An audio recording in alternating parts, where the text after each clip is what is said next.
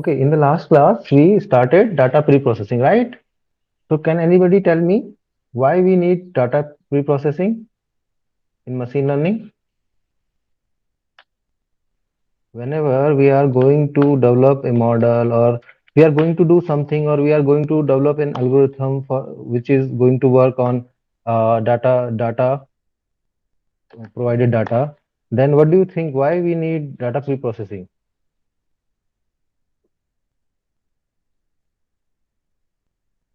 Anybody? क्यों जरूरत है हमें डाटा प्रोसेसिंग की बच्चे?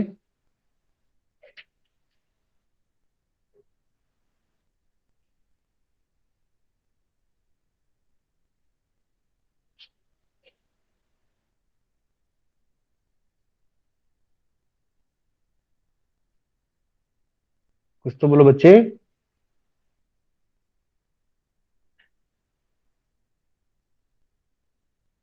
Sir hello. हाँ बच्चे बताओ रविंदर. सर हमें प्री प्रोसेसिंग की इसलिए ज़रूरत है। से हम लोग को किसी डाटा पर अगर कोई मशीन लर्निंग का एल्गोरिदम लगाना चाहते हैं सर, जैसे कि हम कोई जेएसवी मतलब जेएसवी कर रहे हैं, कॉमा सेपरेटेड वैल्यू हम लोग ले रहे हैं कोई सीएसवी के लिए। अगर उसमें उस डाटा में मान लीजिए इमेज आ गया कोई, या फिर कि कोई हम्म. किसी अदर तरह का डाटा आ गया, फिर कोई नॉइज आ गया उसमें, तो उन सभी चीज़ों को हम्म. हम लोग निकाल के अलग, मतलब उन सभी चीज़ों को हटाते हैं, और जो सीएसवी फाइल है उस चीज़ को हम लोग उसमें केवल रखेंगे, तो हमारे हम्म. एल्गोरिदम के गलत होने के चांसेस कम रहेंगे sir. Very good, very good, very good. ठीक है बच्चे, यही रीजन है. हम लोग देखो, सीधी सी बात है, we are dealing with machine learning. और मशीन लर्निंग क्या है? आपकी डेटा सेंट्रिक अप्रोच है. वो डेटा पे काम करती है, राइट? यानी कि आप उसको रूल्स नहीं दे रहे हो, आप उसको केवल डेटा दोगे और डेटा से वो रूल्स इन्फर करेगी और उसका यूज करके वो प्रिडिक्शन करेगी, राइट? तो डिसीजन मेकिंग जो भी है वो totally dependent on training. And training is totally dependent on data which you have provided at the time of training, right? तो यहाँ तक तो बात क्लियर है कि भाई ट्रेनिंग में हम डेटा देते हैं तो डेटा को हमें सही होना चाहिए. क्योंकि ऑब्वियस ही बात है, अगर आपने एल्गोरिथम को क्लीन डेटा नहीं दिया तो ऑब्वियस ही बात है कि उसके रिजल्ट्स भी क्लीन नहीं होंगे, right? What I mean to say clean means आपका जो डेटा है, डेटा एक प्रॉपर फॉर्मेट में होना चाहिए. Proper format in the sense कि भाई वो क्लियर होना चाहिए. ऐसा ना हो कि भाई उसमें कुछ मिसिंग वैल्यूज हैं, ऐसा ना हो वो रिडंडेंट डेटा है, राइट? क्योंकि जैसा आप डेटा देंगे उसके हिसाब से रूल्स जनरेट होंगे. तो अगर आपने गलत डेटा दिया, रॉन्ग डेटा दिया, इनकरेक्ट डेटा दिया या फिर इनकम्प्लीट डेटा दिया, तो ऑब्वियस ही बात है कि रूल आपके डिस्टर्ब हो जाएंगे.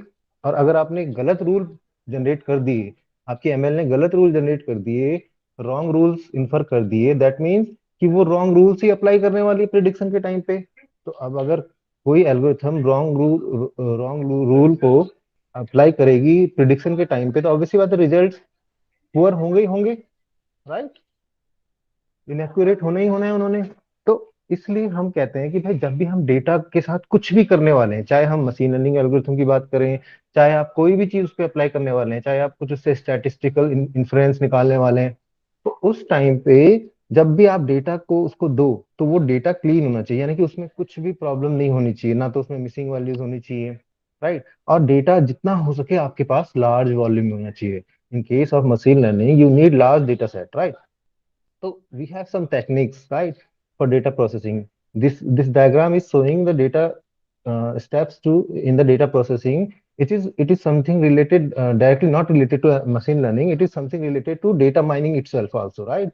That means जब हम डेटा मशीन लर्निंग की बात करें तो इसमें डेटा माइनिंग के रूल्स भी आ गए. तो जब हम डेटा की बात कर रहे हैं तो डेटा साइंस पूरा आ जाएगा इसमें, राइट? तो इसीलिए हमारे हमें पढ़ना जरूरी है. Data cleaning, data integration, data transformation, data reduction, right? So these are the four steps we understood in the last lecture, right? So we started with this. After that, we just understood data cleaning, right? Clean the data, how to clean the data, which are the techniques we are having, right? Missing values, how to handle the missing values, how to handle noisy data. So till this point, we understood, right? So in case of missing value, we can have many options, right? We can either delete or ignore the data, but it will not a good choice, right? Because it will work only when your data set is very huge and you are going to delete only 1 or 2% data, then it will not affect your learning rules, right? It will not affect much, right? So that's why you can do that. But if you have data set of limited size, right, then this won't work. It will not work, right? So better you choose another strategy for handling missing values. So in the missing value column, we have randomly chosen values. We can fill missing values with randomly chosen value, or we can say it manual filling, right? You can choose any random value and fill it, right? But it is not a good choice, because it is totally dependent on the value you have chosen to replace, right? So अगर आप randomly chosen value डाल रहे हैं तो आपको बहुत ध्यान से उस चीज को देखना पड़ेगा कि आप कौन सी वैल्यू डालो। ऐसा ना हो कि भाई एज एज की जो रेंज है वो 0 to 100 है, और बट आपने जो रैंडमली वैल्यू चूज की है वो 250 कर दी, तो वो रॉन्ग हो जाएगा। तो यहाँ पर आपको बहुत ज्यादा केयर करनी पड़ेगी जब भी आप रैंडमली चूजन वैल्यू को डालेंगे वहां पे, राइट। ओके, नेक्स्ट हमारे पास था स्टैटिस्टिकल कैलकुलेटेड वैल्यू। हम उसकी जगह एक काम कर सकते हैं, रैंडमली चूज ना कर रहे हैं, हम लोग एक काम करेंगे, जो पॉपुलेशन है उसका मीन डाल देंगे। मान लो जिस भी कॉलम में आपके नैन वैल्यूज हैं और मिसिंग वैल्यूज हैं, वहां पर आप क्या करेंगे, उस कॉलम का एवरेज ले लेंगे या फिर मीडियन ले लेंगे, उसको उससे रिप्लेस कर देंगे। तो इससे क्या होगा, ये ज्यादा बेटर अप्रोच है। क्यों? क्योंकि इससे आपका, ठीक है, ये है तो एक तरह से मैनुअल वर्क ये भी, बट ये ज्यादा सुटेबल इसलिए है क्योंकि आप पॉपुलेशन के मीन से या फिर सैंपल के मीन से उसे रिप्लेस कर रहे हैं। तो इस केस में आउटलायर्स क्रिएट होने के चांसेस बहुत कम हो जाएंगे। आपका जो डेटा है वो एक ही रेंज में रहेगा, एक नॉर्मल डिस्ट्रीब्यूशन में रहेगा, राइट। इसलिए ज्यादा बेटर अप्रोच है। या फिर आप एक काम कर सकते हैं कि भाई जो मिसिंग वैल्यूज है उनको भी किसी machine learning model, regression model के थ्रू आप प्रिडिक्ट करवा सकते हैं, राइट। आपने उनको प्रिडिक्ट करने के लिए आपने उसमें रिग्रेशन मॉडल लगा दिया, कोई रिग्रेशन मॉडल लगा दिया, लीनियर रिग्रेशन लगा दिया, राइट, या लॉजिस्टिक रिग्रेशन लगा दिया, तो वो भी एक अच्छा चॉइस है। बट उस केस में क्या है कि वो कॉम्प्लेक्स हो गया आपका सिस्टम। आप केवल आपको थोड़ा सा कोडिंग ज्यादा करनी पड़ेगी, बट ये कॉम्प्लेक्स इसलिए हो जाएगा क्योंकि आप मॉडल क्रिएट कर रहे हैं किस लिए, केवल नैन वैल्यूज को फिल करने के लिए। तो इन जनरल 90% केसेस में आपका स्टैटिस्टिकल कैलकुलेटेड वैल्यू से हम रिप्लेस करते हैं। This is also called imputation. You ever heard this term? I don't know, but this is also called imputation, कि how we are going to impute the missing values. Impute means we are going to replace the value, right? Okay. In case of noisy data, if you are having outliers or some random errors or variances in the data, how you are going to handle it? That means you are having noisy data. Then in case of that, we are having multiple options. First one is binning. What binning says?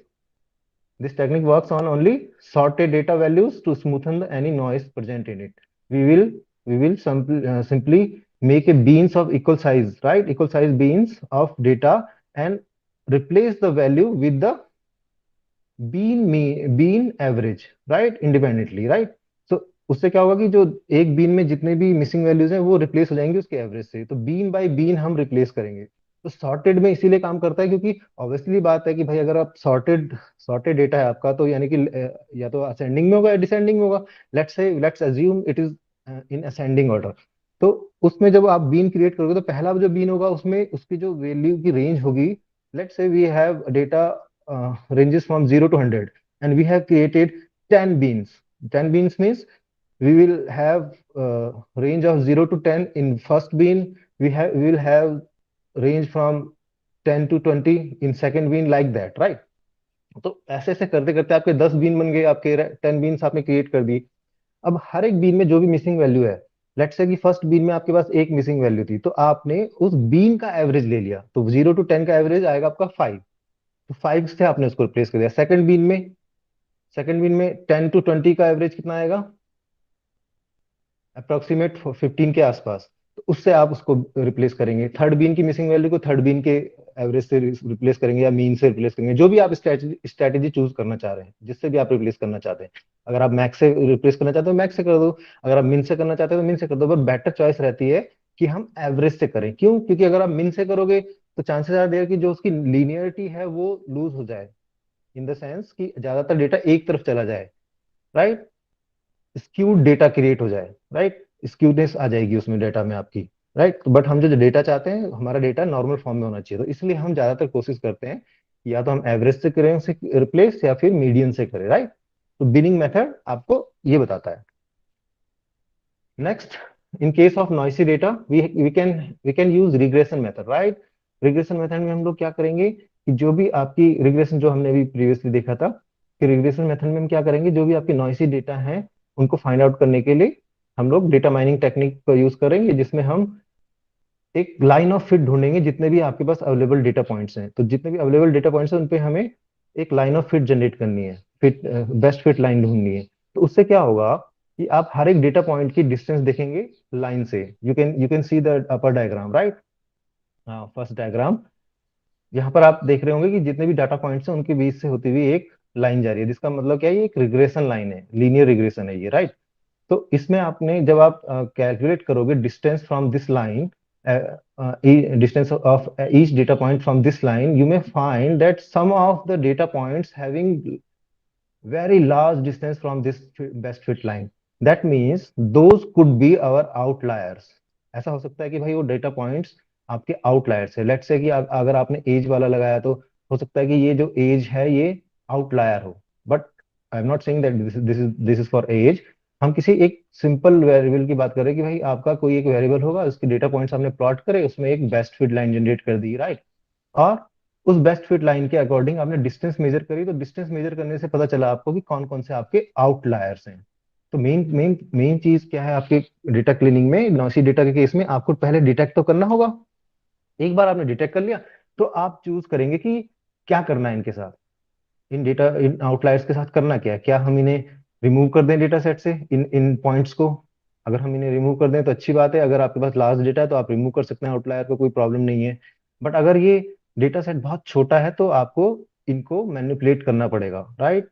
इनको आपको change करना पड़ेगा, तो कि ताकि इनकी जो distance है वो मिनिमम हो सके अपने रिग्रेशन लाइन से। तो रिग्रेशन लाइन का भी यूज हम कर सकते हैं नॉइसी डेटा को डिटेक्ट करने के लिए। Once we detected we can resolve it by any method, right.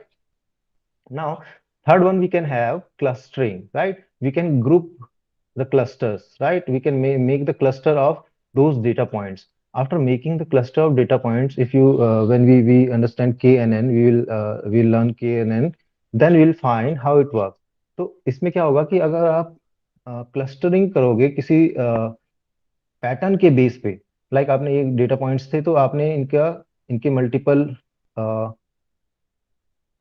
इनके मल्टीपल सेंटर्स यूज करके आपने क्लस्टरिंग की, तो हर एक क्लस्टर में डेटा वैल्यूज आ गई। बट कुछ वैल्यूज ऐसी हो सकती हैं जो किसी भी क्लस्टर में ना जाएं। एक क्लस्टर का मतलब class one, class two, class three. एक क्लस्टर एक क्लास, सेकंड क्लस्टर दूसरी क्लास, थर्ड क्लस्टर तीसरी क्लास, राइट।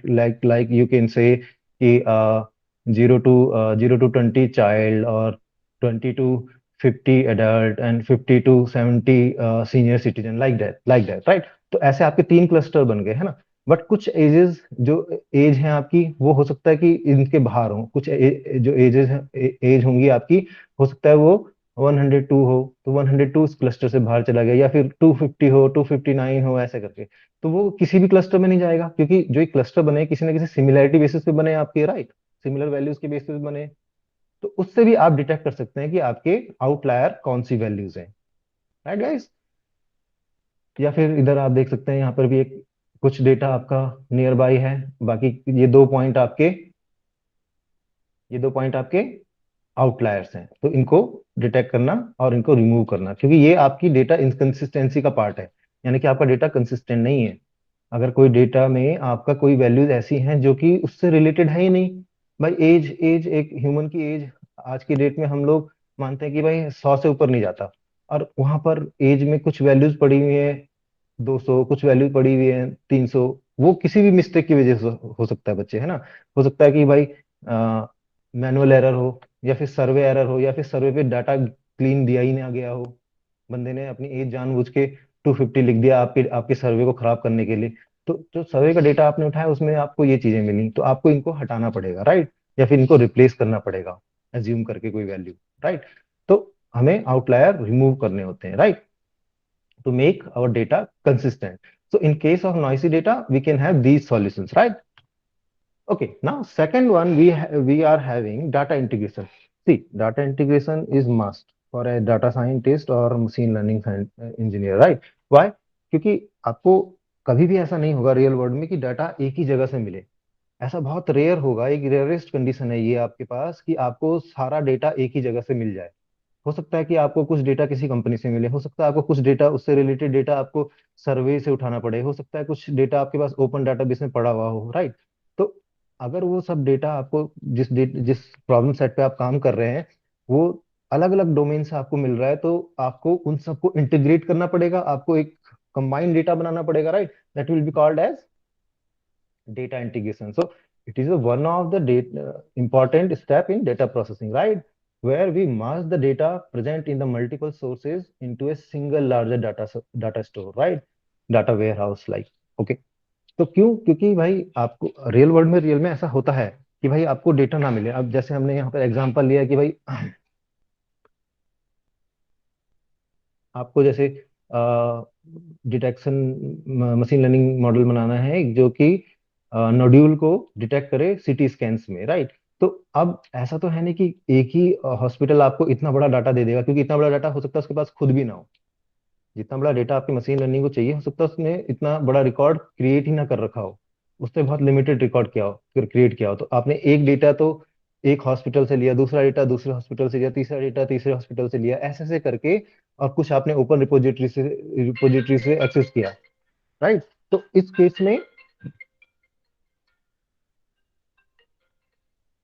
केस में क्या होगा बच्चे?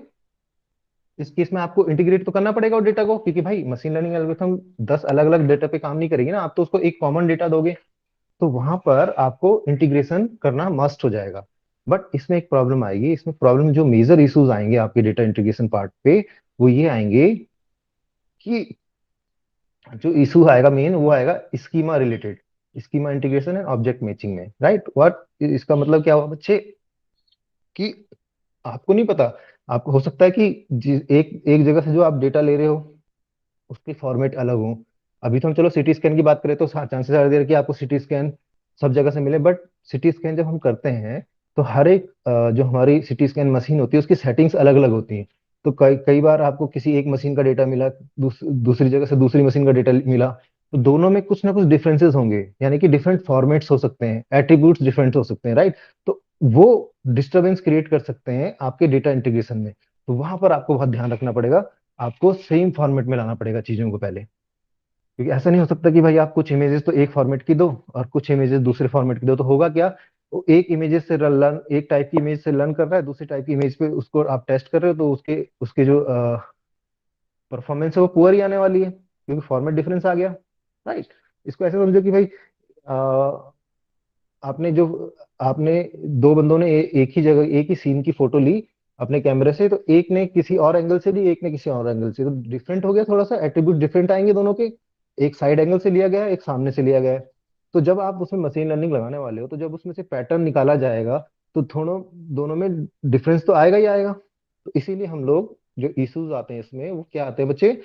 data can be present in different format and attributes, right? It may cause difficulty in data integration, right?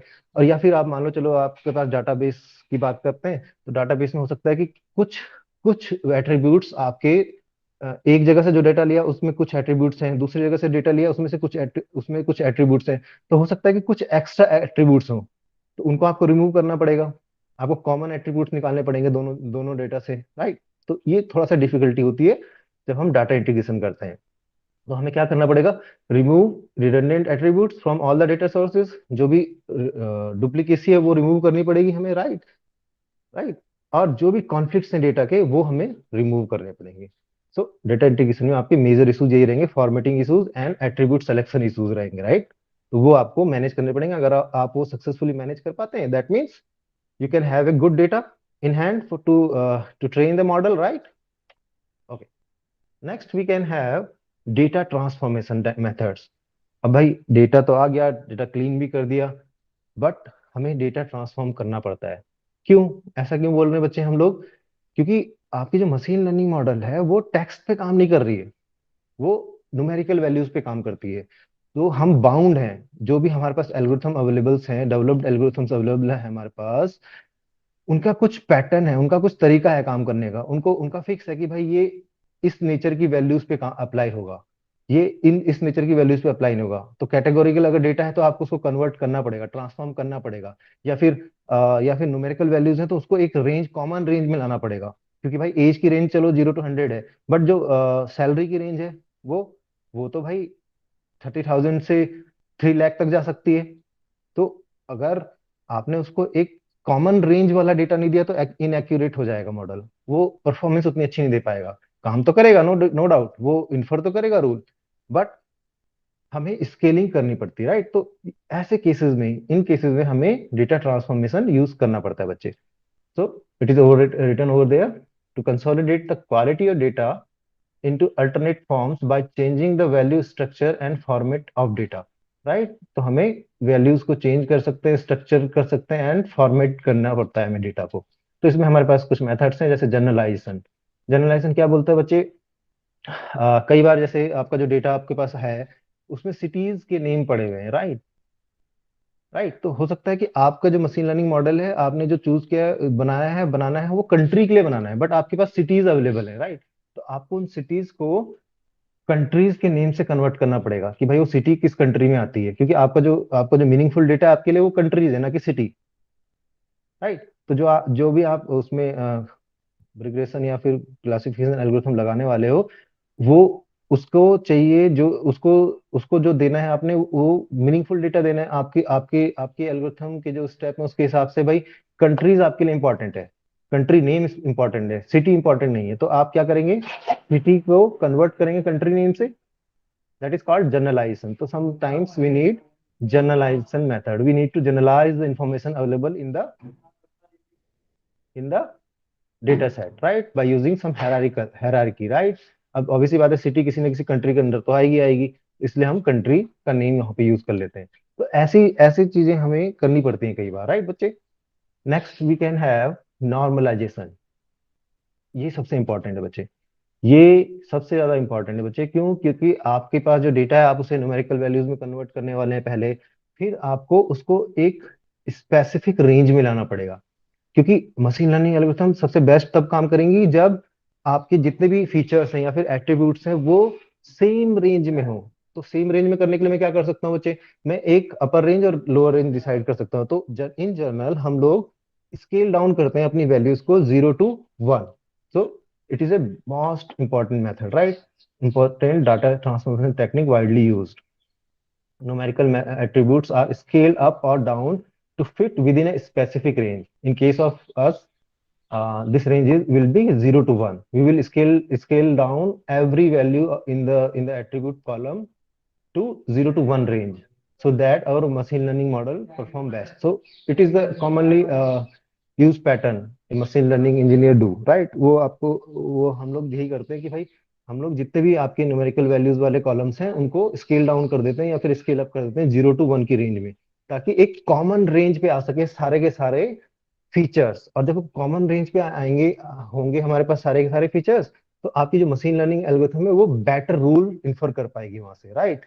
उसको ज्यादा कैलकुलेशंस नहीं करनी पड़ेंगी, वो इजीली फाइंड आउट कर पाएगी रूल्स को, right. In this approach, we are constraining our data attributes to a particular container to develop a correlation among different data points। क्यों? क्योंकि भाई अब मशीन लर्निंग मॉडल जो है कोरिलेशन क्रिएट करने वाली है, वो जब रूल इन्फॉर्म करेगी तो उनके बीच में कोरिलेशन ढूंढने की कोशिश करेगी, राइट। तो अगर वो सेम रेंज में होंगे, 0 to 1 की रेंज में होंगे सारे के सारे फीचर्स, तो उसके लिए आसान हो जाएगा कोरिलेट करना। अगर वो डिफरेंट डिफरेंट रेंज के होंगे तो उसके लिए कोरिलेट करना आसान नहीं होगा, राइट, टफ हो जाएगा। तो वहां पर आपका मॉडल कॉम्प्लेक्स हो जाएगा और चांसेस आर देयर कि वो इनएक्यूरेट रूल्स इन्फर कर ले उससे, राइट। तो उसके लिए हमारे पास कुछ नॉर्मलाइजेशन टेक्निक्स होती हैं, जैसे मिन मैक्स नॉर्मलाइजेशन हम यूज करते हैं। जब हम अभी प्रैक्टिकल में देखेंगे तब आपको समझ में आएगा, अभी सुन लो। मिन मैक्स नॉर्मलाइजेशन हो सकता है, जेड स्कोर नॉर्मलाइजेशन होता है, डेसिमल स्केलिंग नॉर्मलाइजेशन होता है। जो कुछ भी यूज कर सकता है बंदा, है ना, डिपेंड करता है कि वो क्या करना चाहता है। तो ऐसा नहीं है कि कोई एक बेस्ट है या कोई एक वर्स्ट है, डिपेंड करता है कि आपका डाटा सेट क्या है। दोनों, हर एक यूजर की अपनी एक चॉइस होती है, वो कौन सा यूज करना चाहता है, जो भी उसको इजी लगता है वो उसे यूज करता है इन जनरल, राइट। क्योंकि मशीन लर्निंग में मॉडल में आपको बहुत सारे काम करने हैं, तो अगर आप टफ वाले ऑप्शंस को चूज करते हैं तो डेफिनेटली आप परेशान हो जाएंगे, राइट, क्योंकि आपको बहुत सारी चीजें करनी है उसमें, राइट, ठीक है। Next we have attribute selection. New properties of data are created from existing data data attributes. इसका क्या मतलब है बच्चे? कई बार ऐसा होता है कि भाई हमारा जो डेटा डेटा डेटा पॉइंट्स होते हैं, उनमें से कुछ फीचर्स जब हम कोरिलेशन कैलकुलेट करते हैं तो कुछ फीचर जो इंडिविजुअल फीचर्स हैं उनका कोरिलेशन उतना अच्छा नहीं आता, राइट। बट जब हम उन फीचर्स को मिक्स कर देते हैं, कंबाइन कर देते हैं, और तब हम कोरिलेशन चेक करते हैं, तो हम पाते हैं कि भाई वो ज्यादा बेटर कोरिलेट कर रहा है आउटपुट वेरिएबल से। In that case we will use attribute selection. इसका क्या मतलब है कि हम लोग कुछ इंडिविजुअल फीचर्स को कंबाइन करने वाले हैं। लाइक फॉर एग्जांपल, अगर हमारे डेटा सेट में एक कॉलम सबलिंग्स का है, एक कॉलम पेरेंट्स का है, तो अगर हम सबलिंग और पेरेंट्स का कोरिलेशन देख रहे हैं तो वो बहुत कम आ रहा है, 0.5 आ रहा है, राइट। बट जब हम दोनों को कंबाइन कर देते हैं और उसका नाम देते हैं कि फैमिली फैमिली नाम दे देते हैं, राइट, दोनों कंबाइन करके, तब हम पाते हैं कि भाई जो फैमिली वाला एट्रीब्यूट है वो ज्यादा बेटर कोरिलेट कर रहा है आउटपुट वेरिएबल से, राइट। तो उस केस में आपको ऐसे कुछ चेंजेस करने पड़ते हैं। कई बार आपको डेटा, इसीलिए तो कहते हैं कि ये जो पूरा मशीन लर्निंग डेवलपमेंट है, it's a kind of data science. आपको डेटा साइंस पे ज्यादा फोकस करना पड़ेगा। एल्गोरिथम पे तो बाद में आएंगे, पहले आपको डेटा पे काम करना पड़ेगा। तो अगर आपने डेटा को अच्छे से एक्सप्लोर कर लिया, समझ लिया, कोरिलेशन चेक कर लिए, तो आप उसमें से बेस्ट फीचर्स उठा सकते हैं, राइट। ठीक है, तो इसलिए आपको डेटा सिलेक्शन की जरूरत पड़ती है, या फिर एट्रीब्यूट सिलेक्शन जिसे हम बोल रहे हैं, या फिर we have to create data from existing attributes, right. Aggregation, next we have aggregation. It is a method of storing and presenting data in summary format, right? Sometimes आपको जब मशीन लर्निंग एल्गोरिथम का use करेंगे तो कई बार ऐसा होगा कि आपको कंप्लीट उस डेटा पे कुछ समरीज क्रिएट करनी पड़ेंगी, right. That machine learning works on summaries. Like for example, sales data, जो आपको सेल्स डेटा मिला है, वो एग्रीगेट कर सकते हो आप, या फिर ट्रांसफॉर्म कर सकते हो किस चीज के लिए? सेल्स पर मंथ और पर ईयर फॉर्मेट के लिए, राइट। तो इस केस में आपको एग्रीगेशन करना पड़ेगा। It is something related to pivot. If you know Excel, you may find that there is a pivot method. We can pivot data according to our need. That means we are going to filter the data according to our need, right? So aggregation, something related to pivot in the Excel, right? Okay. Fourth one, last one, we have data reduction. Obviously, अभी क्या है कि भाई, आप जब भी आप machine learning model develop करते हैं तो आप, ऐसा नहीं है कि भाई एक साथ उसको कंप्लीट डेटा सेट पे रन कर देते हैं। मान लो आपके पास डेटा सेट है, बहुत लार्ज वॉल्यूम में डेटा सेट है, तो आप उसको मॉडल को इवेल्युएट कर रहे हो, तो आप इवेल्युएशन के टाइम पे कंप्लीट डेटा सेट पे काम नहीं करते, राइट। क्यों? क्योंकि उस टाइम कंज्यूमिंग है भाई। अब आपने 1 लाख इंस्टेंसेस पे रन कर दिया अपना मशीन लर्निंग मॉडल, तो ऑब्वियसली बात है ज्यादा टाइम लेने वाला है, राइट। और अगर डेटा ज्यादा कॉम्प्लेक्स है तो बहुत ही ज्यादा हो जाएगा वो टाइम, तो उतना टाइम आप वेट नहीं कर सकते, राइट। तो आप क्या करते हैं कि कुछ कुछ सैंपल्स उठाते हैं डेटा में से और उस पे अप्लाई करते हैं, राइट। तो ये यही लिखा है आपने, इवैल्यूएशन के टाइम पे आप जनरली शॉर्टर डेटा पे काम करते हैं, स्मॉल डेटा पे काम करते हैं। You are going to use smaller data than complete data, right. तो उस केस में आप सैम्पलिंग करते हैं, सैंपल्स को उठाते हैं, उस पर आप मशीन लर्निंग मॉडल को ट्रेन करते हैं, चेक करते हैं, इवेल्युएट करते हैं। जब आपको लगता है कि हाँ, मशीन लर्निंग मॉडल जो हमारा सैंपल है उस पर अच्छा काम कर रहा है, तब आप एक बार फाइनल चेक करते हैं अपने कंप्लीट डेटा पे। तो उसके लिए आपको इक्विपमेंट्स भी वैसे ही चाहिए, राइट। स्मार्ट स्ट्रॉन्ग इक्विपमेंट्स चाहिए जिनकी कैलकुलेशन पावर ज्यादा हो, राइट। तो चेक करने के लिए आप डेटा रिडक्शन करते हैं कई बार। या फिर आप कई बार डेटा रिडक्शन तब भी करते हैं कि भाई आपके पास जो डेटा सेट है वो तो 150 कॉलम्स हैं, उसमें 150 एट्रीब्यूट्स हैं, और जब आप उसमें अप्लाई करेंगे तो पाएंगे क्या कि 150 में से 100 तो ऐसे हैं जो कोरिलेटेड है ही नहीं। तो अगर आप अनकोरिलेटेड डेटा देने वाले हो तो ऑब्वियसली बात है कि प्रॉब्लम आएगी मशीन लर्निंग मॉडल में। उस केस में आप फीचर्स को सेलेक्ट करते हो, राइट। फीचर्स को सेलेक्ट करते हो, कुछ लिमिटेड फीचर जो कि हाईली कोरिलेटेड है उनको सेलेक्ट करते हो और उस पर अप्लाई करते हो अपनी मशीन लर्निंग मॉडल, राइट। क्योंकि उससे आपके बेटर चांस हो जाते हैं एक्यूरेसी बेटर होने के, right. Okay. The size of the data set in the data warehouse can be too large to be handled by data analysis and data mining algorithms, right? So for that, we need smaller representation of that data set, right? Solution is to obtain a reduced representation of the data set that is much smaller in volume, but produce some quality of analytical research. That means that sampling should be correct. ऐसा ना हो कि भाई आपने केवल एक तरह का डेटा उठा लिया, उसमें से आपका जो सैंपल है वो रिप्रेजेंट करना चाहिए complete population. Population means complete data set के जितने भी अलग अलग तरह के फीचर्स हैं उनका रिप्रेजेंट करना जरूरी है, यानी कि हर एक तरह के डेटा में से कुछ कुछ डेटा आपका सैंपल में होना जरूरी है। अदरवाइज योर मॉडल में बी इनएक्यूरेट, क्योंकि वो केवल कुछ ही फीचर्स को लर्न करेगा, कुछ ही फीचर्स लिमिटेड इंस्टेंसेस से लर्न करेगा, सेलेक्टेड इंस्टेंसेस से लर्न करेगा, तो कुछ ही फीचर्स को वो प्रिडिक्ट कर पाएगा, अनसीन फीचर्स को वो कभी भी प्रिडिक्ट नहीं कर पाएगा, राइट। तो यहाँ पर इंपॉर्टेंट है सैम्पलिंग, कि आप सैम्पलिंग कैसे कर रहे हैं। सैम्पलिंग के भी कई मेथड है। रैंडम सैम्पलिंग कर सकते हैं, आप रैंडमली उठा सकते हैं डेटा, या फिर स्ट्रेटिफाइड सैम्पलिंग कर सकते हैं, कि भाई आपको पता है कि आपके डेटा सेट में 5 तरह के डेटा हैं, 5 तरह के यूजर्स का डेटा है। तो आप 5 तरह के यूजर्स के डेटा में से हर एक ग्रुप में से कुछ ना कुछ डेटा अपने सैंपल्स में रखोगे, right. So data reduction strategies we can have dimensionality reduction, इसे भी हम बोलते हैं डेटा रिडक्शन में आपका है dimensionality reduction is used to perform feature extraction. This is called feature extraction, right? The dimensionality of data set refers to the attributes or individual features of the data. This techniques aim to reduce the number of redundant feature, right? हम कोई भी uncorrelated data नहीं डालने वाले। जो भी redundant features हैं उनको हम रिमूव कर देंगे जबरदस्ती। जो एक तरह का डेटा है उसको हम रिमूव कर देंगे, केवल एक ही चीज रखेंगे उसमें से। We consider in machine learning algorithm dimensionality reduction can be done using PCS का एग्जाम्पल है डायमेंशनलिटी रिडक्शन का, एक एल्गोरिथम है PCA, principal component analysis, right. और भी हैं बट मोस्टली पीसीए का यूज किया जाता है, राइट। Next we can have attribute subset selection. ये वही है जो मैं भी अब बात कर रहा था। It is very important to be specific in the selection of attributes, otherwise it might lead to high dimensional data which are difficult to train due to underfitting overfitting problem. Only attributes that add more value towards model training should be considered and rest can be discarded, right? तो ये मैं वही बात कर रहा हूँ जो अभी हमने बताई कि भाई हमें केवल वही फीचर्स को सेलेक्ट करना होता है। This is called feature selection, right. हमें उन्हीं सबसेट को उठाना पड़ता है, उन्हीं एट्रीब्यूट्स को उठाना पड़ता है जो कि हाईली कोरिलेटेड हो आपके आउटपुट वेरिएबल से, जो कि आप प्रिडिक्ट करवाने वाले हैं, जो कि आप क्लासिफाई करवाने वाले हैं।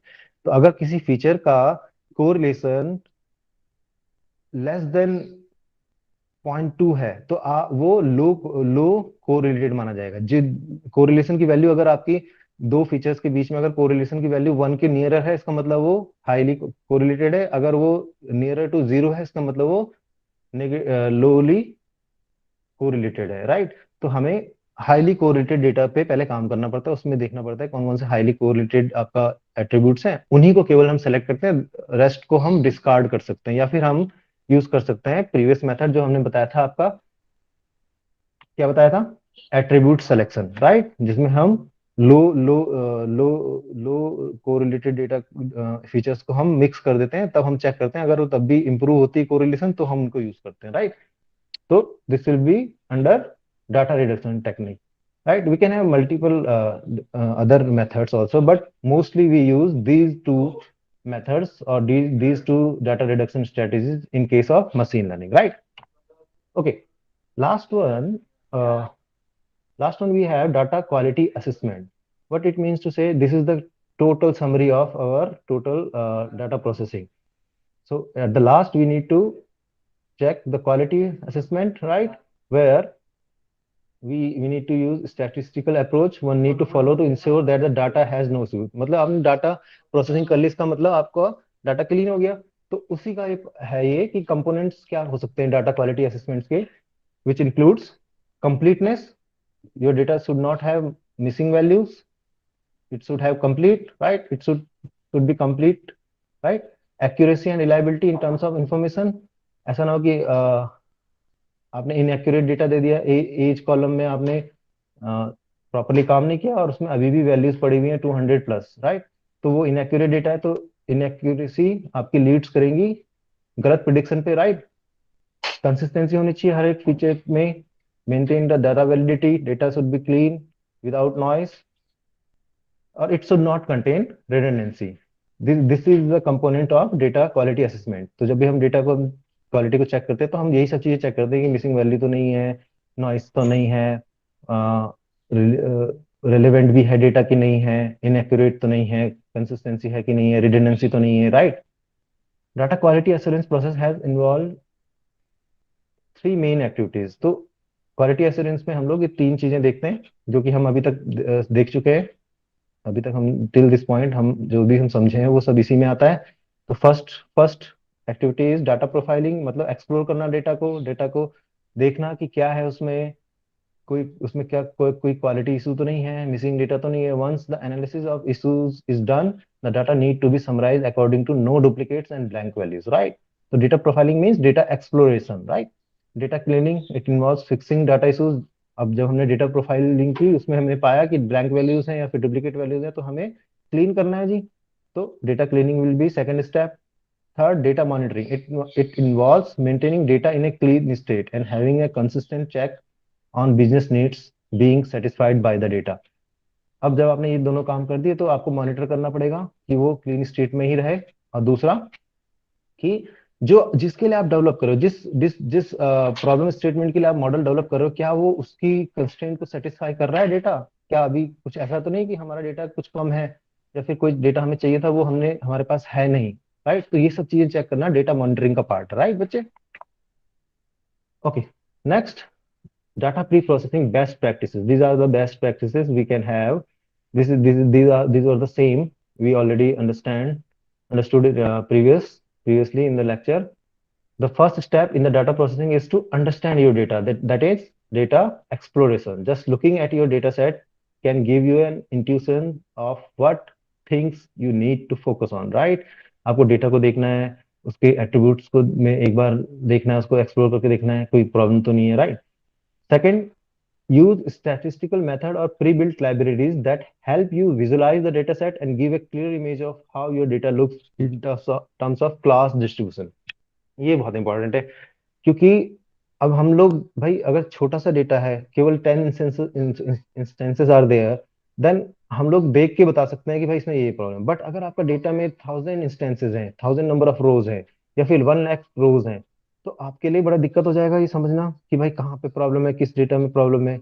या तो आप फिल्टरिंग यूज करें, तो फिल्टरिंग आप कितने बार यूज करोगे, कितने कॉलम्स में लगाओगे, राइट। तो उसके लिए आप सबसे बेस्ट है कि आप विजुलाइज करो डेटा को। आप विजुलाइजेशन टेक्निक यूज करो, लाइक जैसे हम मैटप्लॉटलिब आपने अगर यूज किया हो कभी, तो उसमें देखना हम विजुलाइज कर सकते हैं बार चार्ट्स, हिस्टोग्राम, इनके बेस में हम उनके चार्ट्स क्रिएट करते हैं। तब हम डेटा एनोमलीज को ढूंढते हैं, राइट। तो विजुलाइज करके हम लोग को ज्यादा अच्छा आइडिया लगता है, क्योंकि हमारे जो सेंसरी ऑर्गन्स हैं वो टेक्स्ट डेटा पे उतने अच्छे काम परफॉर्म नहीं करते, एनालिसिस नहीं करते जितना अच्छा हम विजुलाइज मतलब एक विजुअल फॉर्म में कर सकते हैं, राइट। अगर हमारे पास पिक्चर है तो हम पिक्चर को ज्यादा इजीली, हमारे आईज जो हैं ज्यादा इजीली हमें एनालिसिस कर सकती हैं, बता सकती है कि इस पिक्चर में ये प्रॉब्लम है, इस पिक्चर में ये प्रॉब्लम है, राइट। तो हम बार चार्ट्स, हिस्टोग्राम्स इनका यूज करके ये बता सकते हैं कि डेटा में यहाँ पर प्रॉब्लम है या फिर डेटा इम्बैलेंस है, बैलेंस्ड है, right. Okay. Third one, we can have summarize your data in terms of the number of duplicates, missing values, and outliers that we already discussed.